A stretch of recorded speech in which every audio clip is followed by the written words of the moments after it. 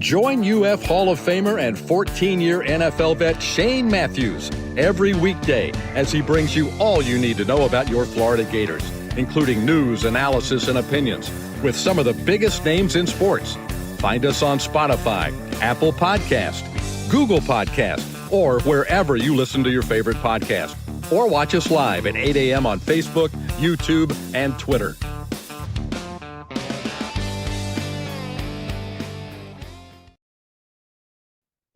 Good morning, a Thursday edition of the program. It's PodUp with Matthews in the morning, coming to you from the International Diamond Center Studios, locations across the state of Florida, right there in Celebration Point in the heart of Gator Nation. Swing by, check out International Diamond Center. Today we'll have Brent Beaird, our college football analyst and Heisman Trophy voter. And then second portion, Win with JC, will take you home. We are 9 days away from Gator football. Now let's go straight to the Take Number hotline. It is our man, Brent Beaird. Good morning, Brent. How you doing? Well, I'm pretty excited this morning, as you can imagine. What we're close to leaving all the headlines behind of the off season and the season kicking off, Shane. So it's a wonderful thing to see after a long winter, right? Yes, indeed, Brent. I don't think anything's happened since I woke up this morning or since yesterday. But the conference basically said, the Big Ten and the SEC, I don't know about the other conferences, basically said we're not taking anybody that's been to sign a pro contract. Is that where it stands right now? Yes. The reality of this is everybody is in lockstep with this as far as the conferences are concerned. For the SEC, they had a formal president's vote, and that vote was 15-0, with LSU abstaining from voting. There was an initial vote of 16-0 on Tuesday, but that's changed somewhat. So if you violate what the SEC decided to do, you would be subject to whatever school it would be, a half-season suspension, 50% of the school sports budget, and removal of voting privileges. That's pretty stern stuff, to say the least. Shane, it's been a while since we have seen the conferences basically in lockstep with something like anything similar to this, and they really made their voices known, and they didn't want to have NFL players, or at least folks who tried out for camps, to come back and play college football. I know not everybody agrees with that, but that's what the Big Ten and the SEC both have decided, and frankly, that is where we are. Now, my understanding is the NFL final cuts come on Sunday, and college football teams need to or must lock up their rosters the day before the first game. So it's been a quite a unusual week, to say the least. But the conferences are very much in agreement that this will not happen. Yeah. So Brent, what's crazy? Look, I thought Lane was going to be our coach. I'm glad he's not our coach. I'll eat crow. I think he's a very good football coach, though. All the other nonsense, I don't want to put up with. But, one reason he said he left Ole Miss is because I can't recruit the same type of player at an LSU or a Florida or somewhere like that. What's funny is all the guys that he wanted out of the NFL portal, or whatever it's called, played for him at Ole Miss. Yeah. Yes. And look, Lane was basically just trying to take advantages of the rules, and the rules allowed that for a certain period of time before the conferences decided to block it and for that not to happen. So now they've got that done. And there may be a few legal cases with this that come up with people trying to buck the system. But again, Shane, it's been a long time since I've seen all the conferences this unified over one particular issue, which makes that very interesting. Yeah, Baron71 wants to know on YouTube, brought to you by Quality Plumbing. Who does Brent think will win the Pac-12 this year? Brent, I feel like I know college football very well. I couldn't tell you who's in the Pac-12 right now. Look, it probably tells you something that I'm actually looking that up, and I understand that, man, live. Yeah. I think I know Washington State is still in it. I think Yeah, Boise State. yeah, they I'm are. gonna pick Boise State to win it. Yeah, really. Yeah, I mean, that's a great question, and that conference has really gone and changed considerably. Obviously, all the Southern Cows and the UCLA's have gone. They've gone to the Big Ten and so forth. So we're getting used to right now just what this conference is, and it still may change in the next few years. Yeah, Rick and Jupiter on the Titanamar text line says, "Do you think Lane is doing this solely just for a competitive edge, or do you think he wants to stick it to the NCAA SEC after his debacle with going from Ole Miss to LSU?" I think it's a combination of both. I think Lane always wants to push Yes. the envelope, Yes. but it is what Yeah. it is. It's over with and done, I believe. And so we don't have to talk about it anymore, hopefully. Professional athletes coming back to college. Brent, we got some games this weekend. Any of We them do. stand out to you that you like the most? Yeah, I mean, number one, it's great just to have football back, but you can't help but be intrigued somewhat with North Carolina and TCU. TCU's favored by a touchdown. That is interesting. But North Carolina's defense last year was awful, gave up 30 plus points 5 times. So certainly you would think they've got to be better. TCU is favored 27-26 is what I've seen from Bill Bender, for instance, of the Sporting News. But look, and this is a big game for this North Carolina coaching staff. They've had a rough off season, and Belichick really needs to win this game, or at least be in the game. Shane, you remember last year in their opening game, they went down the field and scored on the first drive, and then just fell apart after that. So that they're hoping for a much better game this year. Yeah. The game that I'm anxious to see this weekend is Memphis playing UNLV, Yes. and also Yes. with North Dakota State, the Bison moving up a level of football. They'll be playing in the Fargo Dome, I think it's called. I'm anxious to watch that. What else you got, Brent, before we go around the SEC? Let me mention real quick, since you mentioned the Memphis UNLV game, Jackson Arnold is the quarterback with Dan Mullen's UNLV team. Jackson Arnold, if people remember, is a transfer from he coached or played, I'm sorry, at Oklahoma and Auburn. If that's a familiar name. Jaden Thomas had over 1,000 yards and 12 touchdowns as a running back. Charlie Huff is the coach at Memphis, and then they're kind of resetting things back to somewhat normal. Also, Hawaii at Stanford is on, and also New Mexico State at Florida State. Florida State actually plays this weekend.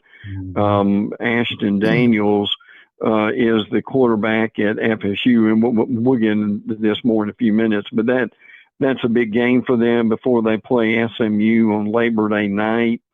With that going on, a couple other things I wanted to mention. Gunnar Rivers is in NC State 4-star quarterback. Gunnar Rivers left the his high school game with a knee injury. His coach is Philip Rivers, that Philip Rivers, yes. But Philip said his injury is not season ending. With that, country music star Luke Bryan was in Fairhope to watch his son Bo Bryan, and he faced off against Gunner River. So that was a star-studded affair. Mhm. And by the way, I just want to throw this in. Georgia Southern is named Max Johnson, the school's starting quarterback. He's going to debut against Charleston Southern and face Clemson in week 2. This is his fourth school. Remember, Shane, he was at LSU, A&M, and North Carolina. So safe to say Max Johnson's been around the block, right? Yeah, it's ridiculous. Andy's question for you, Brent, on Facebook Live, brought to you by Mel Law. It went away, but he wants to know your thoughts on North Dakota State moving up a level. Obviously, their schedule's not tough. They play in the Mountain West. How do you think they do this year? Oh, I think they do okay. I mean, look, this is one of the more prominent, and before now, non-Division One schools that have really done well. So they'll be fun to watch. I mean, they've got a fan base almost unlike anybody else. They've got facilities, and they've got a real good history over the years. I think once they get used to being on this level, they'll be fine. Bruce Ogre State Farm offers a team of dedicated insurance professionals ready to help life go right with the right insurance options for you and your family. Visitogreinsurance.com to learn more about their new office in Newberry. All right, Brent, let's go around the SEC. What's up? Alabama's named their starting quarterback, I believe. Yes, and I have, and no real surprise with this. Keelan Russell has been named the starting quarterback. Austin Mack will be the backup. Austin Mack comes from Washington, has played in Alabama. He's been there several years now. I think what kind of happened here is Russell's really tremendous talent in a lot of ways. He's got to prove it on the field, of course.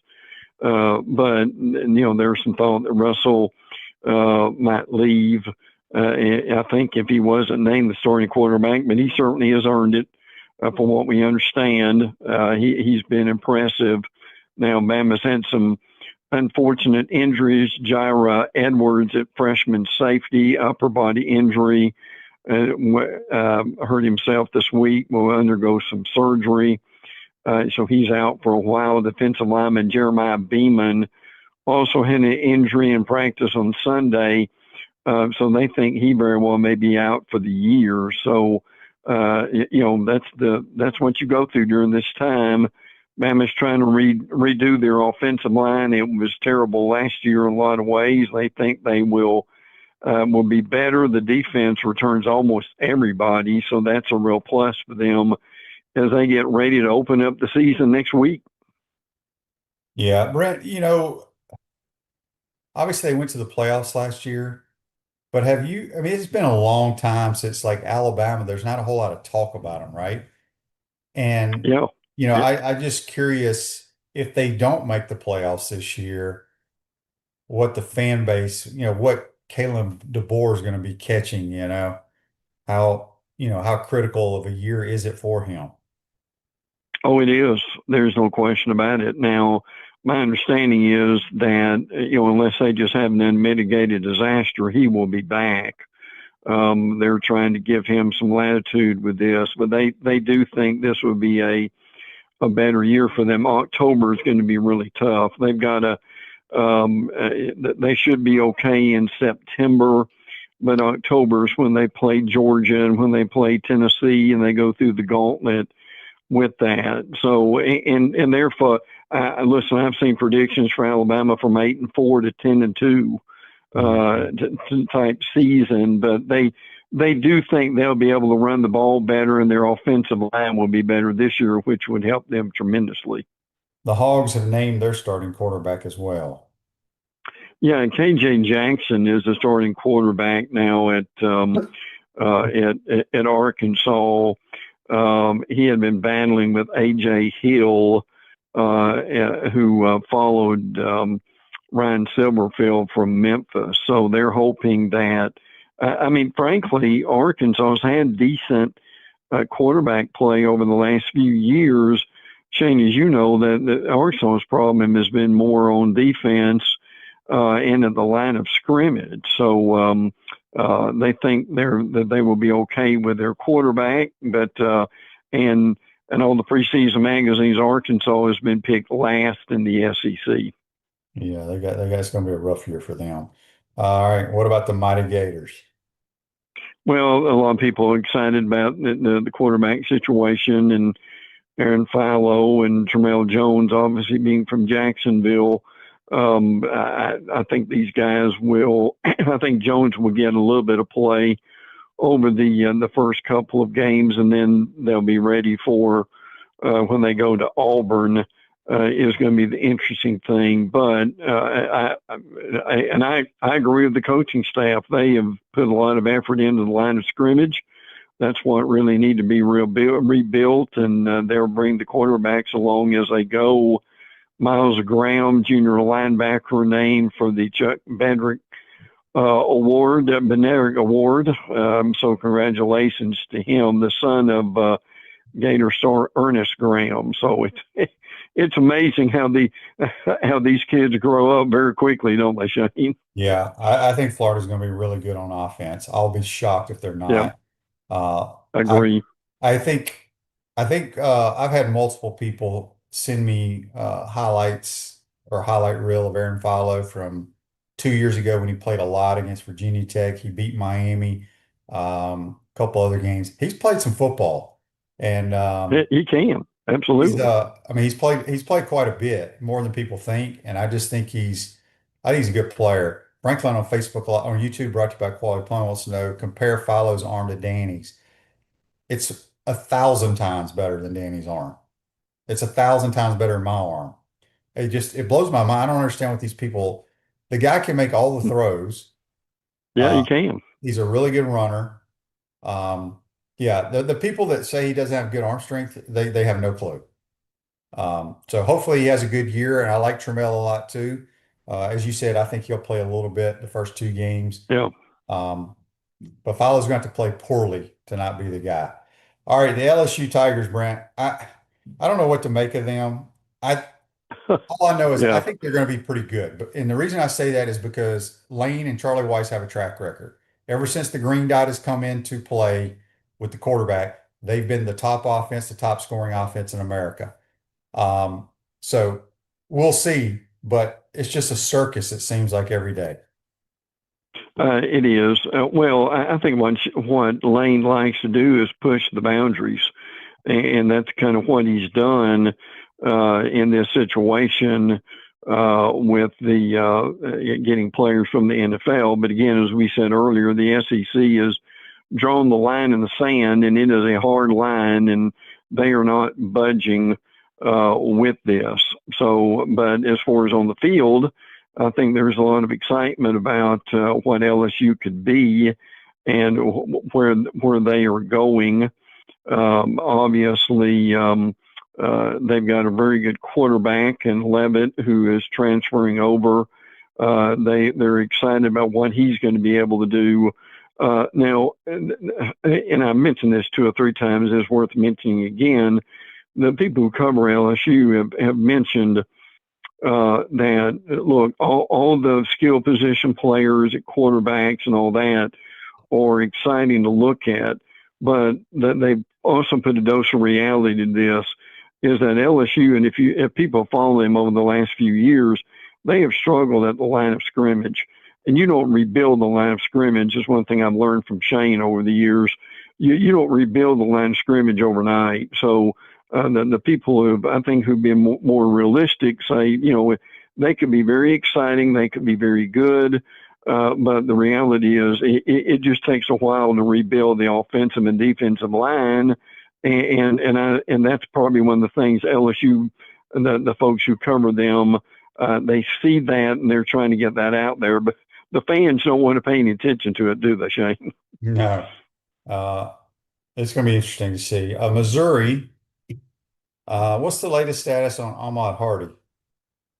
The thing that really has got my attention about this week is he still hasn't practiced.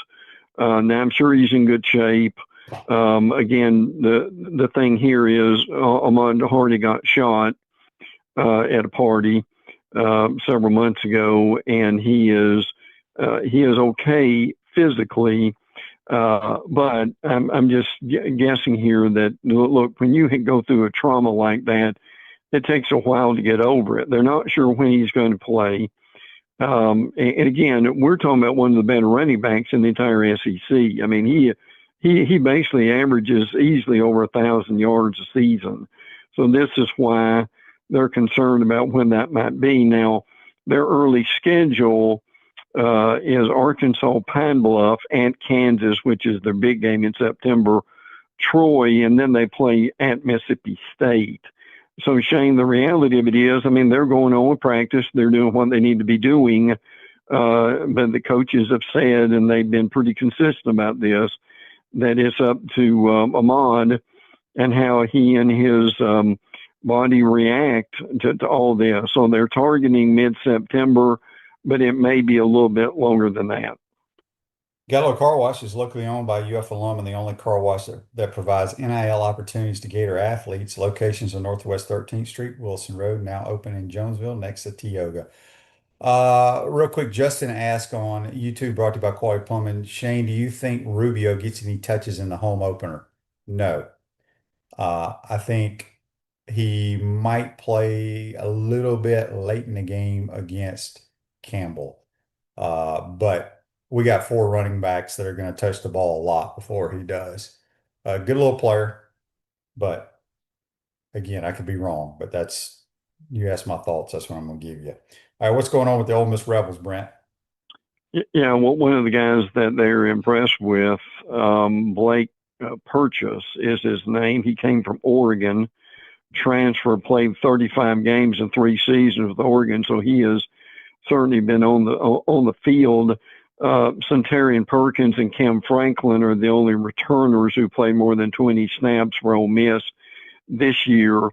Purchase is 6'3", 245.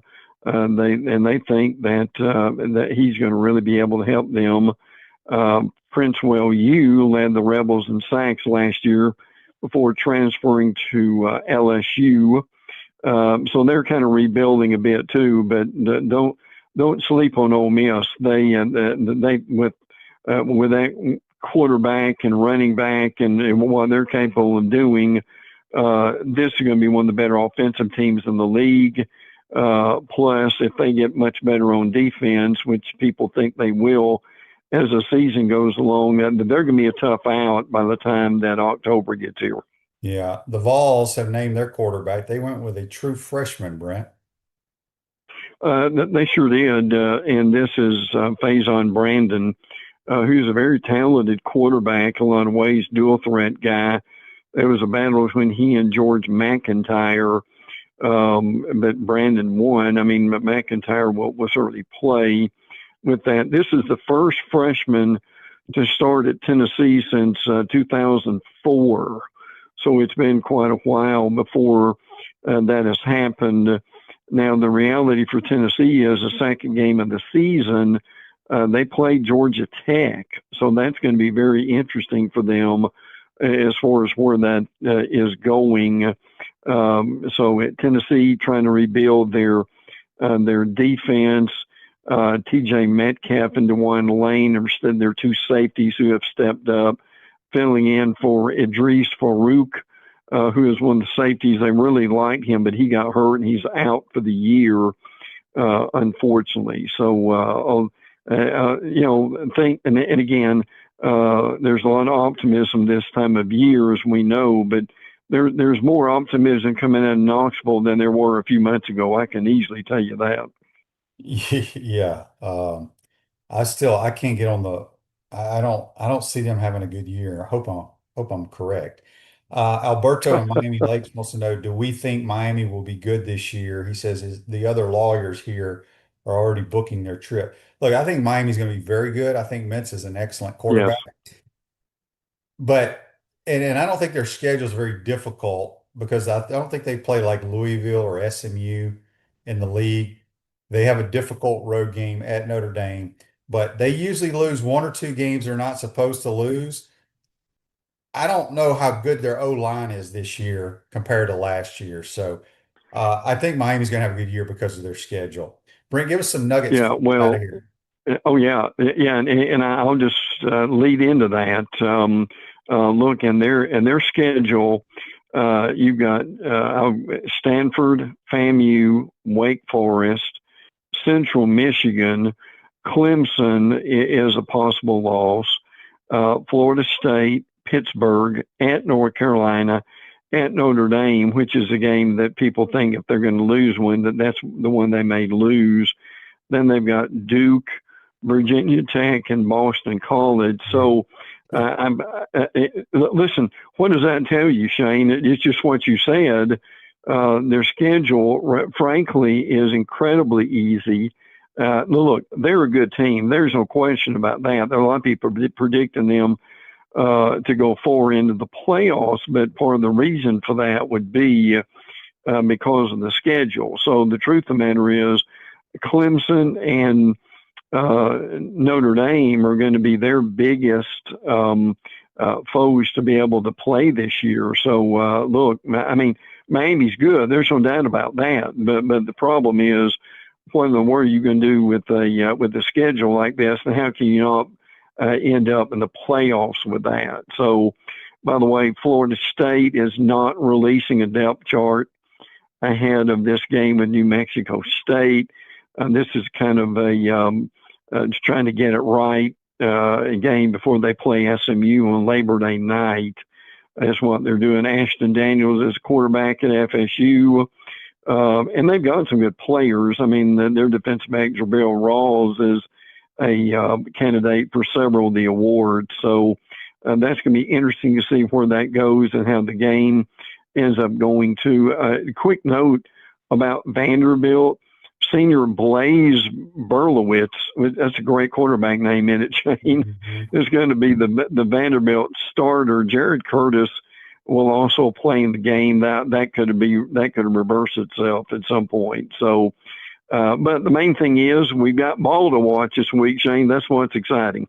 We sure do. After you went through that Miami schedule, because I had not looked at it, they had the most difficult is Notre Dame. Then there's only other two potential losses. Yeah.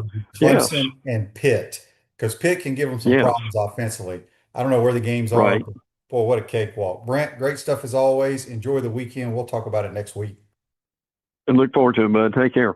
That's Brent Beaird, our college football analyst and Heisman Trophy voter. Join us on the Titan Memorial Hotline. UF grad Michael Schneider, a real estate attorney, can help you save thousands of dollars in real estate commissions by helping you sell your home or land by owner without a broker. Michael Schneider, PLLC, serves the entire state of Florida. Contact Michael at maschneiderpllc.com.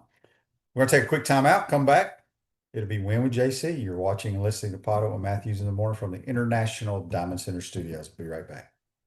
Our premium sponsors are Atlantic Roofing, Campus USA Credit Union, International Diamond Center, J.F. Hayden's Craft Liqueurs, Los Landeros Tequila, Meldon Law, Titan MRI and Imaging, Castaway Sauce, UF Health Orthopedics, Michael Schneider PLLC, Florida Legends Gala and Experience, Money Metals, Sensei Asian Bistro. Our gridiron sponsors are Baker Sports, Florida Cracker Oyster, Gallo Car Wash, Miapa Latin Cafe, Peachland Dental, Quality Plumbing, Ruse Ogre State Farm, Silverback Concrete, 84 Lumber, Big Mills Cheesesteaks, Celebrate Primary Care, Gator Bait Media, Florida Cracker Kitchen, Gator Dominoes, Ironwood Golf Course, McDonald's of Gainesville, Tropical Smoothie Cafe, UF Bookstores, International Gold and Diamond, Advocare, and MGA Wealth. Watch and listen to us live on Facebook or YouTube. Listen to podcasts wherever, on Apple, Spotify, or wherever you listen to your favorite podcast. Remember to like, follow, and subscribe so you don't miss an episode. And to advertise, be sure to call my man Freddie at 352-284-3733. When the late, great Charlie Daniels would need a place for jewelry he could trust, he turned to International Gold, Diamond, and Watch Exchange. Hi, I'm Charlie Daniels, and I live in Tennessee, but when I get ready to do something serious about jewelry or a gift for my wife or somebody, I always get in touch with the folks at International Gold and Diamond Exchange here in Gainesville. There's a lot of reasons for that. One reason is they sell nothing but the best. Find out what Charlie was talking about for yourself at International Gold, Diamond, and Watch Exchange at 3440 West University Avenue and online at igdwex.com. There, this is Coach Steve Spurrier, and I want to let you know that by popular demand, Spurrier's Gridiron Grill's delicious brunch is now served in a premium buffet. You have spoken, we have listened, and we're now serving Gainesville's only elevated buffet, complete with an omelet station, ginger sage chicken sausage, shredded short rib, plus you can enjoy bottomless mimosas and Bloody Marys. So join us every Saturday and Sunday from 11 to 3 for the best brunch in town. Money Metals is offering a silver starter kit to help you get started in holding tangible wealth. This mix of our most recommended forms of silver includes 9 silver coins, totaling 4 troy ounces of pure silver. These silver coins are popular and widely recognized, making them easy to sell back for cash, too. Don't waste any more time. Start protecting your savings today with physical silver at moneymetals.com/go.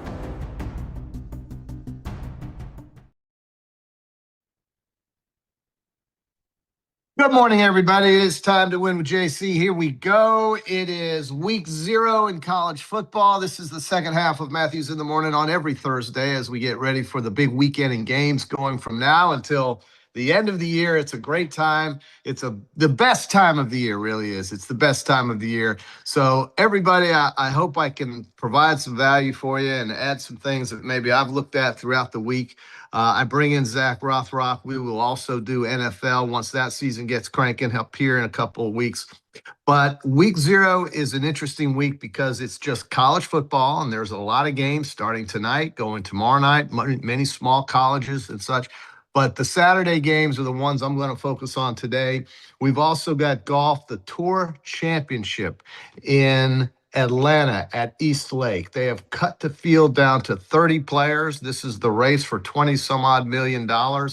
It would mean so much more to me if they actually put up their own money and played for it. I mean, then you're really talking about some pressure maybe, but that would never happen, would it now? We do it on the weekends. We do it during the week on our local golf courses. Nobody's paying for us to play, but then again, we're not pros. So we'll start this off. I've also opened it up on YouTube and Facebook Live. We can take your comments, your picks, anything that you're interested in for the weekend's games upcoming. And of course, you know, I just don't know if there's a better time of year. I mean, if we can just get through the afternoon thunderstorms and the very hot and humid weather in September, once October starts, it's really exciting. I don't really care how fast the season goes. I've accepted the fact that it just flies by. It gets us closer to my birthday and Christmas anyway. So I'm all excited about this. We're going to just get cranking right now. Michael Schneider, a great sponsor. Here he is asking me on YouTube as we start today. Am I sad that I can't bet the Pro Bowl anymore, or am I happy that they are saving me from myself? I don't ever bet on preseason. I have sworn it off. I tried it one time, lost the Pro Bowl on the last play of the game. Haynes King, there he goes, touchdown, $20 down the toilet. That's all I needed. Arizona, what the hell? Stop somebody, would you please? Tackle somebody. No, I'm not sad at all to see that go. Barone, what do you think? Who do you think wins the Pac-12, and what team do you feel has the best odds to bet on to win the Pac-12? Well, the Pac-12 is an interesting league. Basically, it is the Mountain West that's just been created into a new conference or turned into a new conference. Everybody's a state in that conference. Oregon State, Washington State, Utah State, Colorado State, Fresno State, San Diego State, Utah. I said Utah State. Everybody's a state. I'm taking the ones from Idaho. Boise State. Boise State, remember, if you're laying juice and you win the bet, it doesn't cost you anything. I like Boise State. That's the odds-on favorite to win. Appreciate the question there, Barone. Yes, Franklin Hall, we could use a theme song. Outstanding, outstanding idea. We've got to get some pre-production done. Most of that is my fault. I need to be getting on Zach to get some things done Tuesday and Wednesday before we come on Thursday. I think we're going to really work hard to do that next week as we get ready for week 1. But week 0 is upon us. We will hit on these games here momentarily. I want to start, however, with golf.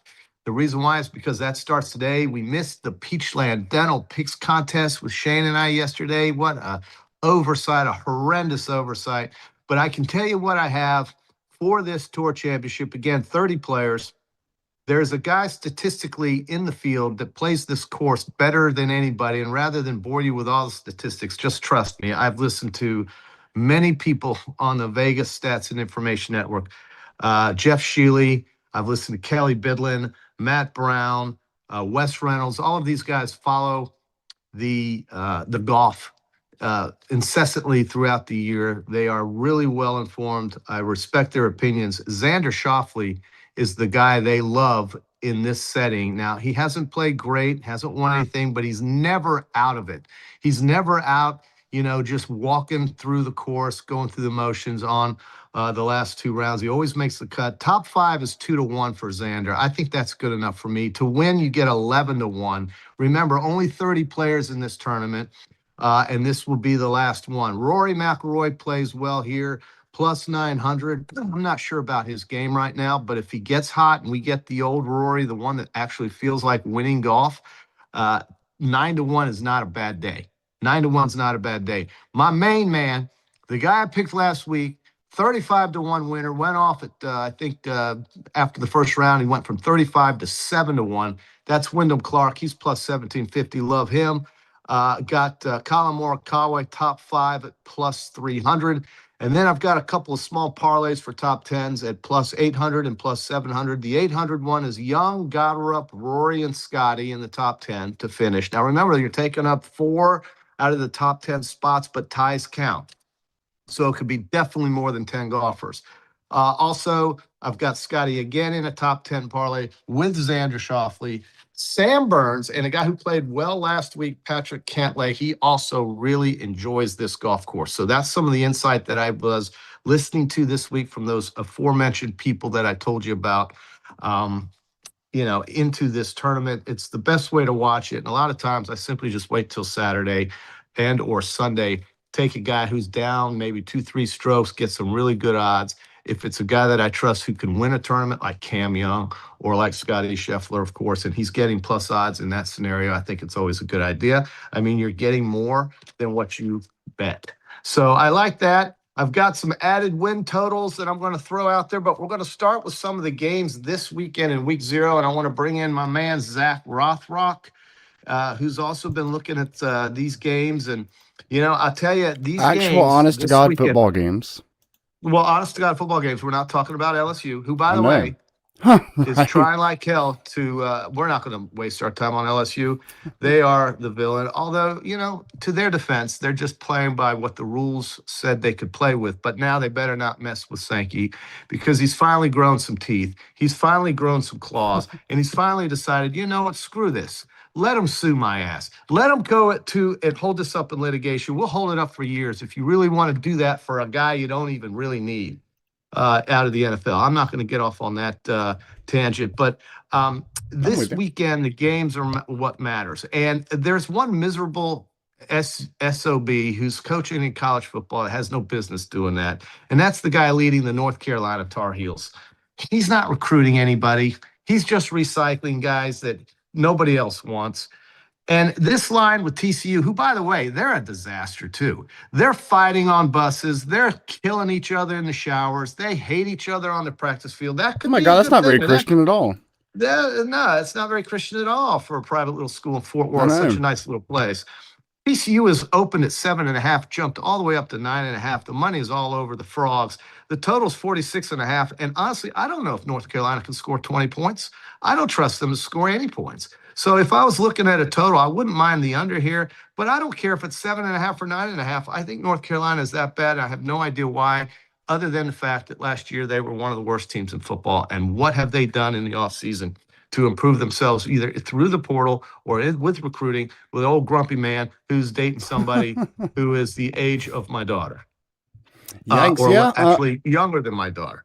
So, well, it's ridiculous. I think you unpacked a lot there.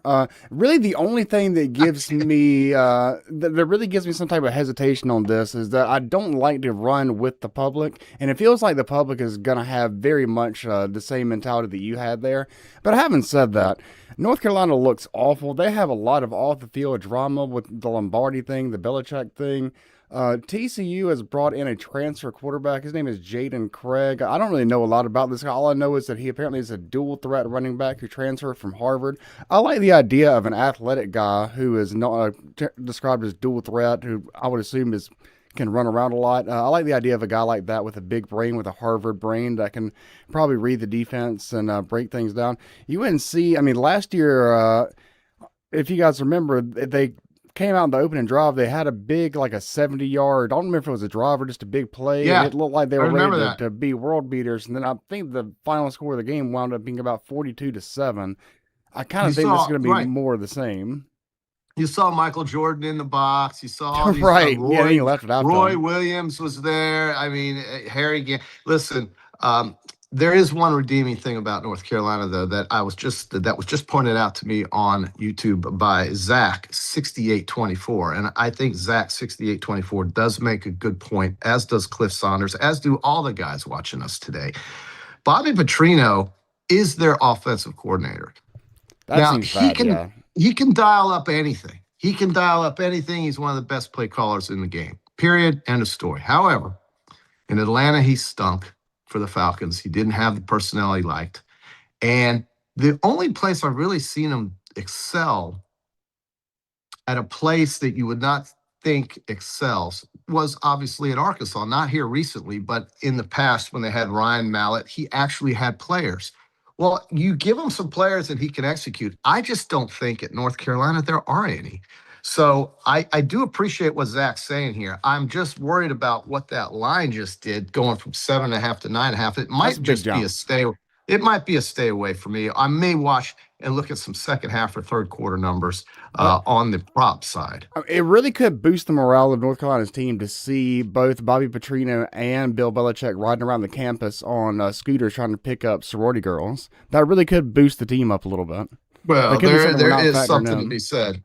Well, you know, the hormones are raging at this age. There's no question. At the age of 80, where Belichick is. Well, no, I'm talking about for those players. I know what you mean. And by the way, I appreciate the Franklin loves my hat. It's the orange. There are blue versions of this badass Gator, and he is so much better than the Robo Gator that Jeremy Foley overpaid for from some consulting firm in New York. With just I got to agree with you guys on that. I'm not the big logo guy. This is the Gators. This is the. You know what John Summerall could have really done for me to send him a Christmas present? Although I love the guy. He could have just said, hey, we're going to go back to this. We're going to go back to this. We're going to go back to this and put the interlocking UF on the helmet. Then I would have been over the moon. Having said that, let's move on. I don't want to digress too much. The next game, though, is a really interesting game. NC State and Virginia opened at 6.5. Virginia was the favorite. This game was scheduled in Brazil. Somebody had the great idea of let's play a game between these two teams in Rio de Janeiro, completely overlooking the fact that you basically put your life on the line if you walk around Rio de Janeiro past 7 o'clock at night. 2, it's 10, 12 hours to get there on a plane, and nobody loves that. I mean, nobody loves that. 3, who the hell in Brazil cares about these two teams? And for that matter, not many people in North Carolina and Virginia care about these two teams. But North Carolina State is now down to 3.5. C.J. Bailey is your quarterback there. He's a monster. He's very good. Dave Doran, you've got continuity here. This is the reason this line's gone 3 points toward North Carolina State is this game has gone from, okay, can Bo Pribula at Virginia transfer again? This is number 2, stop number 2 here. and really get going in Charlottesville. This game is also a conference game. So this game has added meaning now that they decided to play it at home in the Atlantic Coast Conference. This game's in Charlottesville. Okay, it's going to be a beautiful day at a beautiful campus. This is one of the most beautiful places on earth, Charlottesville, and I've never been there. I've just been told that, and I do believe that. But the reality is that some idiot thought this game should be played in Brazil. They finally changed that idea and got smart about it, made it count as a conference game, and NC State's getting 3.5. The key number there is 3, right? That's where you want to be. It would have been great if you could have got it at 6.5. I got it at 5.5 on Monday, but it has crashed to 3.5. I'm very happy to have it at 5.5 with NC State. Yeah, these early games, I tend to go with the underdogs, particularly the bigger the score is, and if you could get them at home, this, as you said, is on a neutral site. So, I mean, they're just a lot of unknowns to unpack. It would have been nice to get on a little earlier before the point spread moved, but yeah, I would just roll with the Wolfpack on here. Virginia, I just don't really see any reason to believe that Virginia is going to be world beaters of any sort. So yeah, I like taking the points in these early games. Max 59-C80. What a handle here. What is your take on 8.5 wins for North Dakota State? He wants to see if I like the over. Well, this is their venture into FBS. They are playing Jacksonville State at the Fargo Dome. FBS time for the fans in Fargo. They've got kind of tired of just winning the FCS championship year in and year out. Weren't that good last year. Really weren't. But they're now in a conference. I believe it's the Mountain West. They're laying 6.5 against Jacksonville State. The line was 7.5. I like the fact that you can get under 7 here. Yeah, I would take NDSU in this game in the Fargo Dome against Jacksonville State. Quick, Zach, tell me where is Jacksonville State? Tell me where that is. That is in the state of Alabama. I believe the city would be Jacksonville. Yes, very good. I'm not sure. And what mascot do they share with an SEC team in this? Who is it? I definitely know this. This is my South Carolina Gamecocks.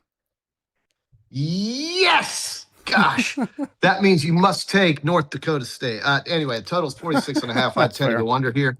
I would tend to go under here. I like NDSU in the Fargo Dome. I think the Gamecocks will be going nuts in that building, trying to figure it all out, what's going on here, how are we playing this game up in here.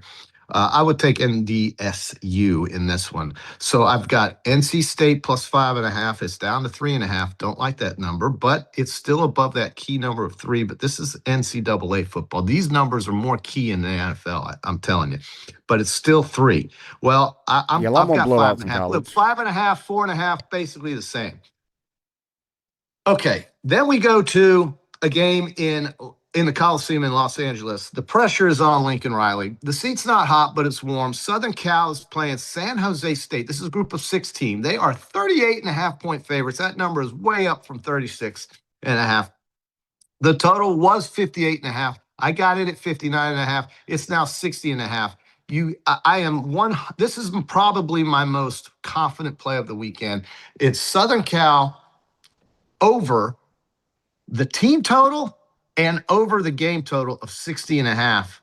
They're just a dominant team when it comes to playing group of 6. Lincoln Riley's teams at Southern Cal have averaged 59 points per game on their own team score against group of 6 teams. He destroys these teams.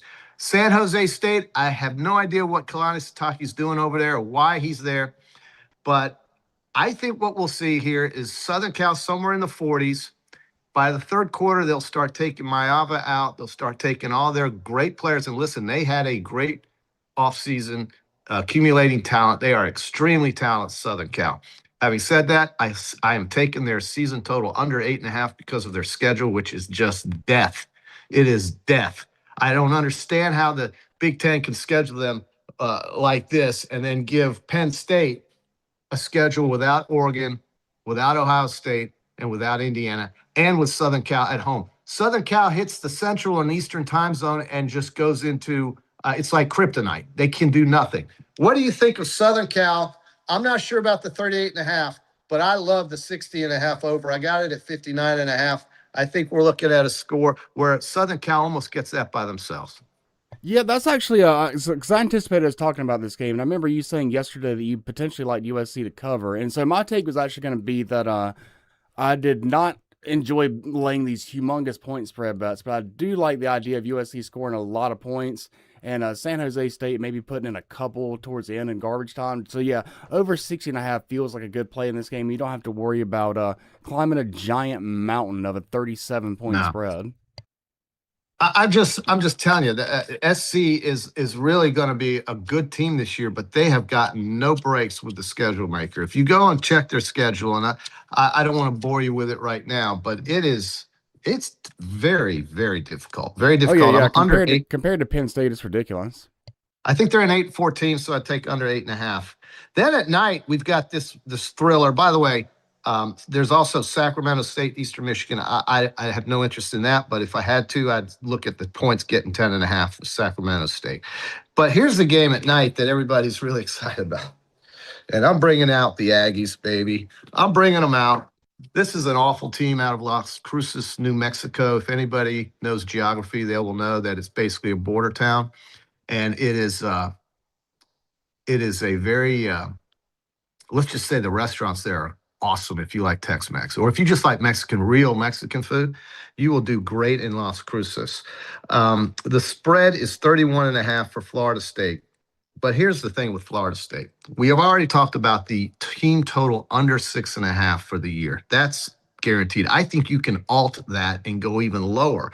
You can go on Kalshi or Polymarket and find it much lower than 6.5. You'll lay juice, but again, a winning bet pays no juice. So 5.5, 4.5 for Florida State. I think it's going to be a god-awful year. I heard a guy this week talk about how Mike Norvell, after the second week of the season, when SMU blows them out at home on Labor Day evening on September 7th, with the week off before the Alabama upcoming debacle, they're going to let Norvell go. I don't believe that for half a second. Why? It's all about finances. He is still owed over $50 million. They're not going to pay that. They're going to let him get through the year. I mean, I called this before on these coaches. I'm really my track record on coaches being fired in the middle of the year with large contracts is pretty much unblemished. They don't fire people when they owe 60, 70, 80 million, unless their name is Texas A&M. And then you can take money and literally burn it, throw it in a blender, and not worry about it. But at Florida State, you can't do that. So Florida State, I think Norvell survives the SMU game. But the bet I love is under 3.5 conference wins. What does their conference look at? And I looked at their conference schedule. I got them winning 1, maybe 2.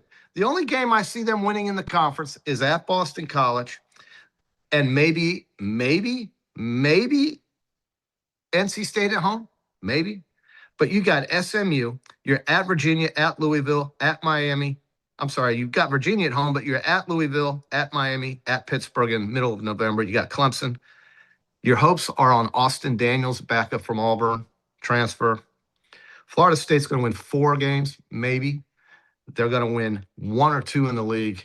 It's going to be a disaster. It's going to be a disaster. And Alabama is waiting on them. I've talked to so many people in that state. Alabama's game with Kentucky precedes that Florida State game, so they better worry about that. But that Florida State team's a disaster. It is an absolute disaster. I think Mike Norvell's going to have a very rough season. So anyway, as far as the New Mexico State game goes, I'll take the 31.5, and I would be tempted to bet under in this game. You have any thoughts on FSU? No, yeah, I was going to ask if how you felt about the 31 points with the Lobos. I think I'm with them. That is just such a giant mountain to climb. Oh yeah, you're right. You're right. I got stands there like this. He stands there like this. You know, he's got his scarf on. He's standing here like this, ready to blow your freaking head off. And he did that at Auburn with Diego Pavia. You remember that? You know, I had forgotten, but I do feel like Jerry Kill was the coach. Memory, yeah. Well, and they killed Auburn that night. Those players are not there right now, but I'll take the 31. He looks like Yosemite Sam, the cartoon. Yeah, I think. Yeah, this is that guy. And listen, if you want to take FSU on a quick start, maybe they jump out 7-0, 10-0, then take the Aggies live because eventually it'll just die down. People will get bored in the second half. Half the place will empty out, and then New Mexico State's going to get some garbage. But the real day of reckoning comes for Florida State when SMU rolls in. I listened to Matt Leinart, Zach, this weekend, former Heisman Trophy winner, Southern Cal, has a son playing for SMU. He loves the Stangs this year. So after I heard that, I jumped on and got SMU to reach the ACC championship game. I've got 3 teams in that league that have potential of getting to the ACC championship game, and I think out of those 3, 2 of them will be it. It's SMU, it's obviously Miami, and it's Louisville. Louisville to reach a conference championship game in the ACC is 3-1. Give me that. They do not play Miami, and they've got SMU at home in week 3. Louisville with their coach who loves to sling it around. I think he's got a guy named Lincoln Kleinholtz or somebody like that. But ACC road games, Syracuse, North Carolina, Georgia Tech, NC State. That's not hard. That's not Murderer's Row. That's not Oklahoma's schedule. That's not Texas's schedule. That's not Florida's schedule. So give me Louisville. A couple other quick team totals. I got Texas A&M under 8.5. And like I said, I think SMU to reach the conference championship game is a solid play, a very solid play, because I think only Louisville and Miami have the capability of getting there out of that league. So I'm getting 2 out of 3. I'm taking SMU and Louisville to both reach a conference championship game at plus odds. And I think both of them will be very good football teams this year. Man, where does the time go? We could do this for an hour. I could do this for so much longer. I'll try to see one more question here. Hawaii is underdogs to Stanford. Zach, that is correct. Hawaii is. That line has gone down. It's gone down to 3.5. Stanford opened, I think, around 5-6. So money's on Timmy Chang. I think I'm looking at a 24-20 game in Stanford, Hawaii. Under is 48.5. That's a key number, 48, 49, 48. I'm under the 48.5. 24-20 kind of game between Stanford and Hawaii. All right, guys, listen, next week we're going to get heavy into the SEC. The Gators get it ready as FAU starts to be the conversation for the University of Florida to get started with its season, and all these SEC teams basically get cranking next week. Tomorrow morning with Shane at 8 o'clock, I'll be back. We'll talk about more of these games this weekend, of course, the Tour Championship, and then hopefully we'll have money falling out of the sky. Good luck on your bets, and we'll see you tomorrow morning at 8 o'clock. Thanks for watching.